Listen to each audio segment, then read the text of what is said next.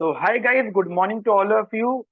तो गाइस, आज हम लोग आपके इकोनॉमिक्स ऑनर्स सेमेस्टर 5 का एक कोर पेपर के बारे में डिस्कस करेंगे, जिसका नाम है इंट्रोडक्टरी डेवलपमेंट इकोनॉमिक्स।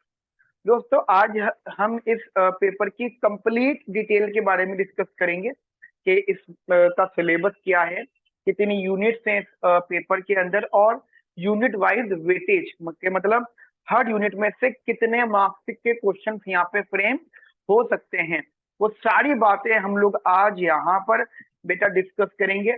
और सबसे इम्पोर्टेंट बात कि अगर हमें इस सब्जेक्ट में अच्छे नंबर लाने हैं तो हमें किस तरीके से पढ़ना है। ठीक है, मैं क्या क्या कंटेंट आपको प्रोवाइड करूंगा, आपको कैसे स्टडी करना है जो कि इस सब्जेक्ट में आपके बहुत अच्छे मार्क्स आ पाए, ये सबसे ज्यादा इंपॉर्टेंट बात है। दोस्तों, ये सब्जेक्ट जो अब इंट्रोडक्टरी डेवलपमेंट इकोनॉमिक्स के नाम से आपको पढ़ाया जा रहा है, अभी तक अगर हम इकोनॉमिक्स ऑनर्स की बात करें फ्रॉम 2012 2012 से लेकर 2023 तक 2023 तक इस सब्जेक्ट का नाम हुआ करता था डेवलपमेंट इकोनॉमिक्स एंड एक्सपीरियंस। ठीक है, और उसमें सारी बातें वहां पर सेम ही होती थी।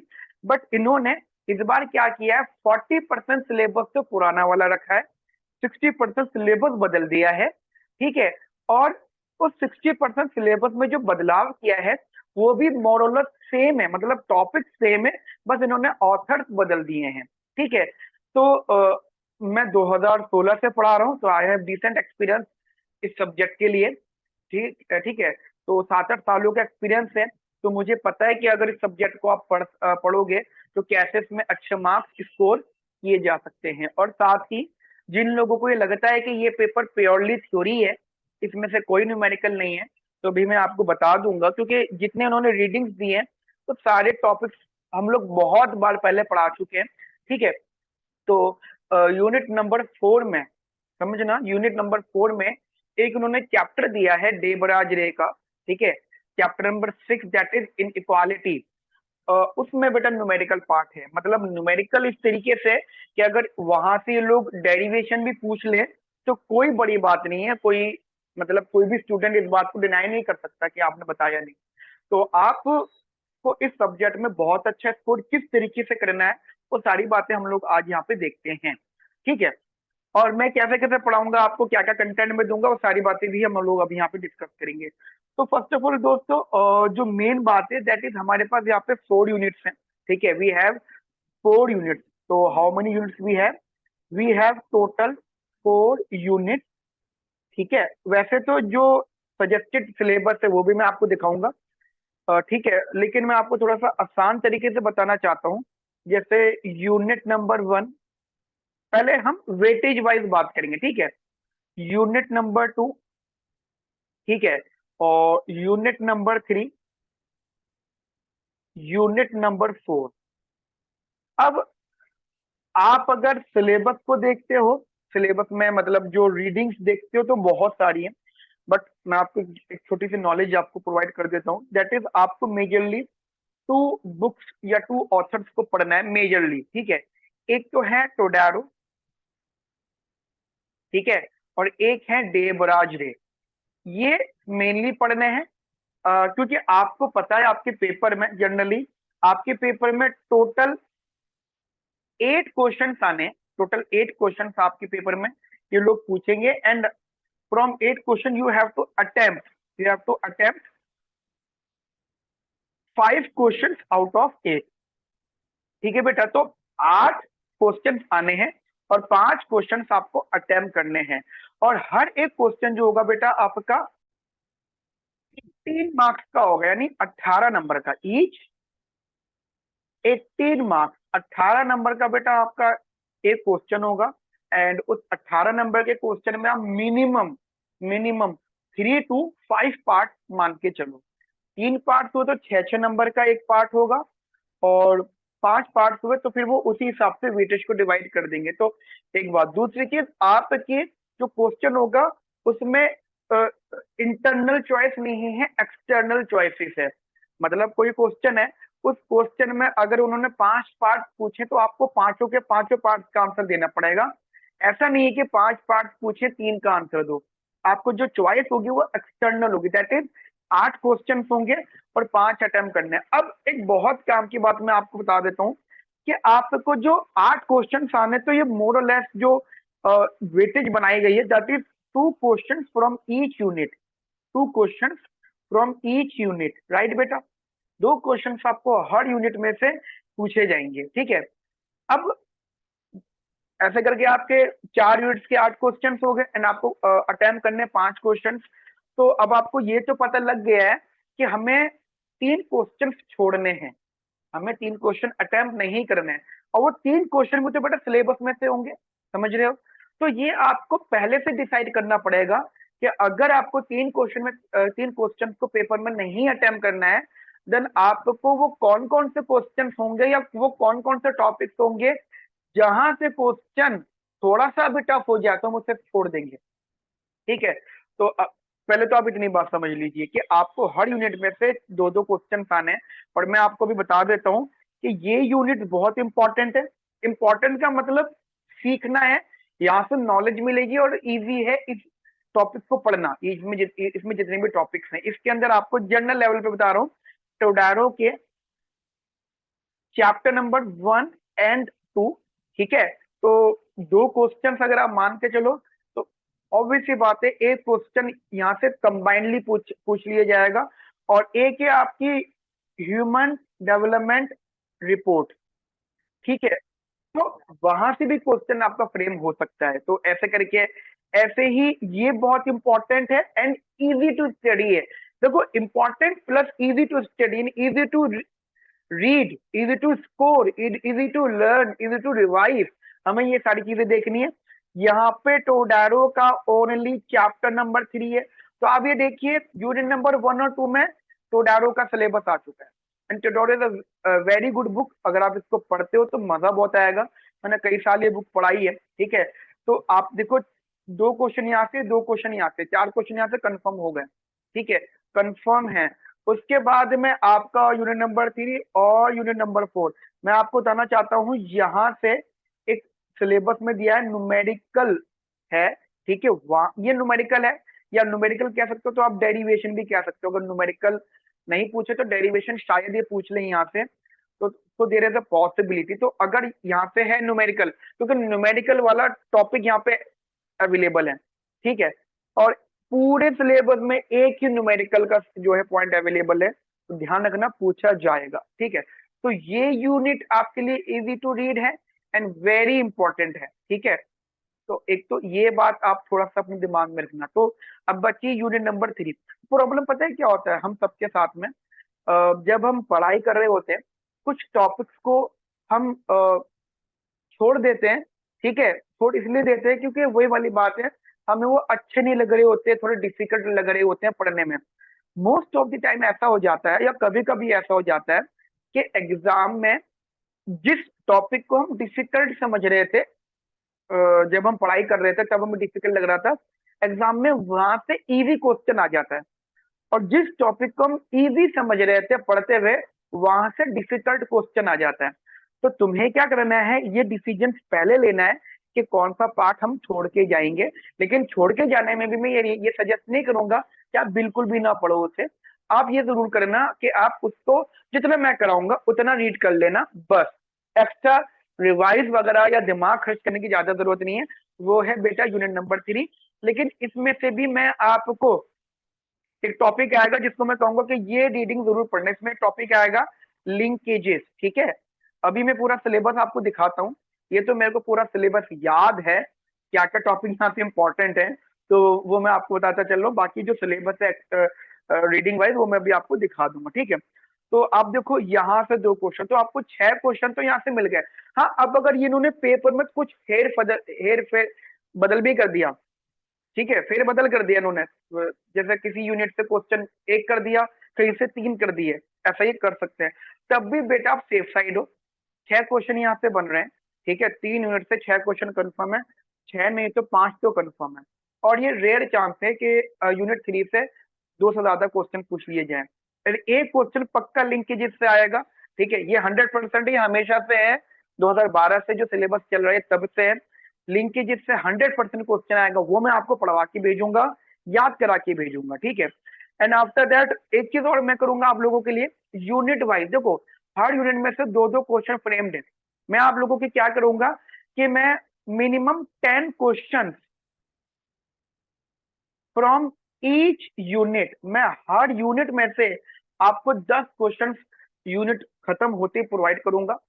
और वो ऐसा होगा कि उसको उसके सोल्यूशन देने की जरूरत नहीं होगी, क्योंकि वो जितना पढ़ाया है ना, जितना नोट्स आपके पास होंगे जो हमने पढ़ाया पढ़ा है उसी में ही उसके आंसर्स होंगे। ऐसे नहीं कि उसके आंसर्स अलग से कोई दुनिया के किसी दूसरे ग्रह से आ रहे हैं, नहीं, वो उसी रीडिंग में से होंगे, उसी नोट्स में से होंगे जो हम लोग डिस्कस करेंगे। तो आप 10 question from each unit, then around around आपके पास 80 क्वेश्चन हो जाएंगे। और अगर आप उन 80 क्वेश्चन में से अगर 50 क्वेश्चन को भी बहुत अच्छे से प्रैक्टिस करके चले गए, मैं गारंटी दे सकता हूँ कि आपके मार्क्स बहुत अच्छे आएंगे। ठीक है, तो एक तो ये छोटा सा एक आइडिया रखना। एंड आफ्टर दैट जैसे मैं आपको छोटा सा एक आइडिया और बताना चाहता हूँ। आपके जो टोटल मार्क्स आएंगे ना बेटा, टोटल मार्क्स वो है बेटा 160, 160 नंबर का आपका पेपर आएगा।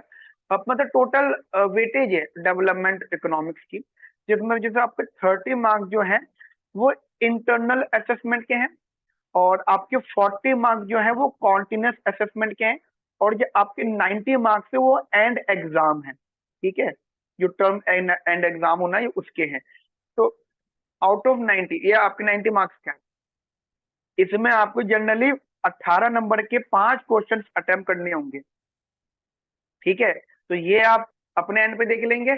ये मेरी गारंटी रहेगी कि आपको आउट ऑफ 90 मैं आपको मिनिमम 80 मार्क्स तो दिलवा के मानूं। ठीक है, एक तो आप ये चीज दिमाग में रखना। दूसरी चीज आपके पास बेटा सिलेबस के तौर पे हमारे पास या ये सिलेबस है। ठीक है, दैट इज दिस। तो यूनिट नंबर 1 का नाम हमारे पास है introducing economic development that is global perspective.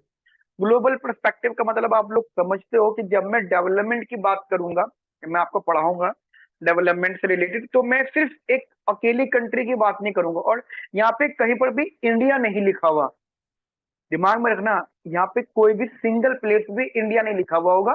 They are talking about the as a whole, और द कंपैरिजन राइट के developing countries, under developing countries, developed countries, under developed countries, उनके बीच के कंपैरिजन हैं।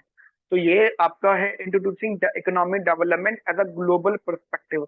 अब वर्ल्ड लेवल के economics यहाँ पे क्या मानते हैं, उन्हीं के व्यूज हमें, जैसे रॉबर्ट लुकास ने बहुत सारी बातें करी हैं। ठीक है, रॉबर्ट लुकास का मानना ये था, आपको पता है ना वो Robert Lucas, he was the Nobel laureate. 1971-72 में उनको नोबेल प्राइज मिला था। Robert Lucas, Robert Barro, Thomas Sargent, for the theory of rationality जो हम लोग पढ़ते हैं उसके लिए नोबेल इनको मिला हुआ है 1971-72। और इनकी बहुत सारी थ्योरीज है बेटा यहाँ पर। तो इन्होंने बोला कि अगर हम वर्ल्ड की इकोनॉमिक प्रॉब्लम्स को, बहुत सारी प्रॉब्लम्स है वो जब हम पढ़ेंगे ना यहाँ पे तो हम उसके बारे में स्टडी करेंगे, बहुत सारी प्रॉब्लम है। इन्होंने कुछ क्वेश्चन की लिस्ट भी दी है, 10-12 क्वेश्चन की लिस्ट दी है कि ये प्रॉब्लम है। तो रॉबर्ट लुकास कहते हैं कि अगर हम सोचना शुरू कर देना इन प्रॉब्लम्स के बारे में, तो फिर हम कुछ और नहीं सोच पाएंगे, सिर्फ यही होगा हमारी जिंदगी में। ठीक है, तो बहुत बड़ी इंफॉर्मेशन उन्होंने यहाँ पे दी है। बाकी यहाँ पे यूनिट नंबर 1 है, देखो टेडारो टोडारो। ठीक है, मतलब ये रीडिंग्स है, और ये भी टोडारो चैप्टर नंबर 1, चैप्टर नंबर 2, और ये जो थर्ड है that is human development report.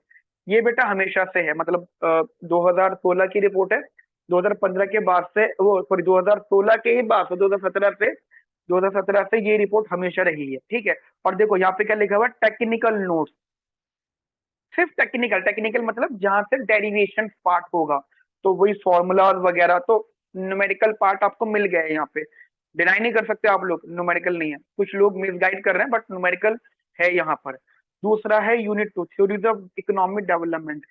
अब देखो यहाँ पे हमें ना कुछ क्लासिक थ्योरीज पढ़नी होगी इकोनॉमिक ग्रोथ एंड डेवलपमेंट की, जिसमें मल्टीपल इकोनॉमिक्स के व्यूज आएंगे, जिसमें सोलो भी होंगे, हेरोडोमर भी होंगे, डॉमर भी होंगे, हर्शमैन भी होंगे। ठीक है, यहाँ पे balance growth, unbalance growth, Lewis वगैरह जितने भी इकोनॉमिक्स आएंगे उन सबके में थ्योरी डिस्कस करनी है। और आप देखो तो सिर्फ चैप्टर नंबर 3, अब खुद सोचो क्या ये, और मजे की बात चैप्टर 3 है, एक ही चैप्टर है, सीक्वेंस पार्ट आपको सही मिल जाएगा।